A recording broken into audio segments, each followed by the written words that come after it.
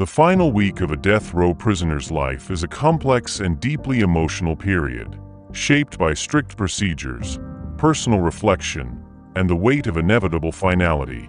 This week serves as the culmination of years, often decades, of waiting and legal appeals, and it is meticulously planned down to the smallest detail to ensure order, security, and respect for all involved. As the execution date nears, the prisoner is usually moved from their regular cell on death row to a special area near the execution chamber, commonly known as the death watch cell. This cell is stark, isolated, and under 24-hour surveillance. Its purpose is to monitor the prisoner closely and prevent any harm they might inflict upon themselves. The move itself is significant, a stark reminder that the end is imminent. The death watch cell is quieter than the rest of the prison, amplifying the sense of finality that lingers in the air. The daily routine for the prisoner during this time remains regimented but shifts slightly. Meals are served at precise times, and interactions are limited to guards, chaplains, attorneys, and authorized visitors. The guards assigned to this duty are specially trained to handle the delicate emotional and procedural demands of monitoring someone in their final days. While maintaining professionalism, they may speak to the prisoner with a quiet humanity, recognizing the profound gravity of the situation. For the prisoner, the week becomes a time of deep introspection. They may spend hours reflecting on their past, the choices that led them to this point, and the relationships they've maintained or lost over the years. Many prisoners request visits from family members, spiritual advisors, or friends, knowing these meetings could be the last. These visits are often filled with raw, unfiltered emotion, tears, forgiveness, apologies, and sometimes silence. Loved ones may bring photographs, letters, or tokens of comfort, creating a bittersweet moment of connection. In addition to personal visits, legal teams may be present during this time, pursuing every possible avenue for a last-minute appeal or stay of execution. This legal activity can create an emotional roller coaster for the prisoner, oscillating between faint hope and the stark reality that the chances of reprieve are slim. Religious preparation is a significant part of the week for many inmates. Chaplains or spiritual advisors frequently visit to offer prayers, scripture readings, or guidance. For prisoners who are deeply religious, this time serves as an opportunity to seek peace, forgiveness, or redemption. For others, it might be a chance to reflect on their legacy or prepare mentally for what lies ahead. As the final day approaches, the prisoner is asked to choose their last meal.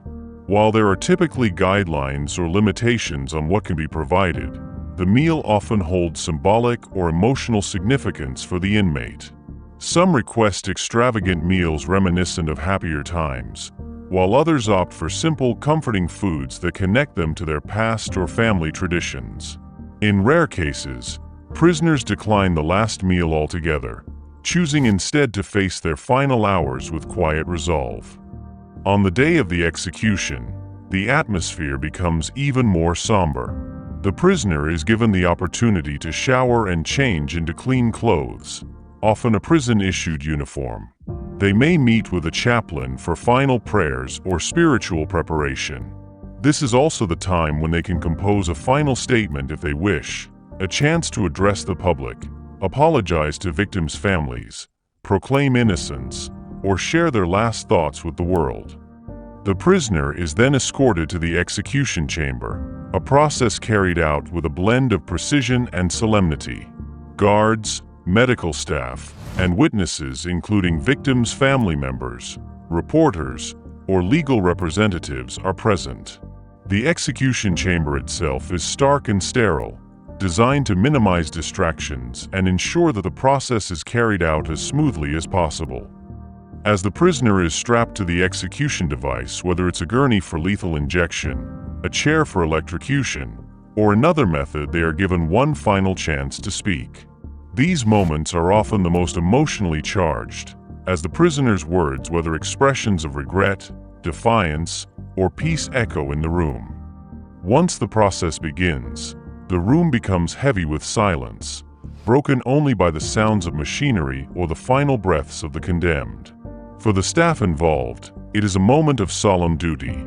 For witnesses, it is a confrontation with the complexities of justice, morality, and humanity.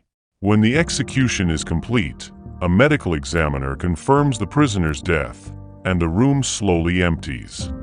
The prisoner's body is either claimed by their family for burial or handled by the state if no one comes forward. For the loved ones of victims, it may bring a sense of closure or complicated emotions. For the prisoner's family, it marks a painful finality to years of grief and separation. This final week encapsulates the heavy intersection of justice, humanity, and loss, leaving an indelible mark on all who witness it. It is a time that forces reflection on life, death, and the weight of choices made both by the prisoner and the system that brought them to this moment.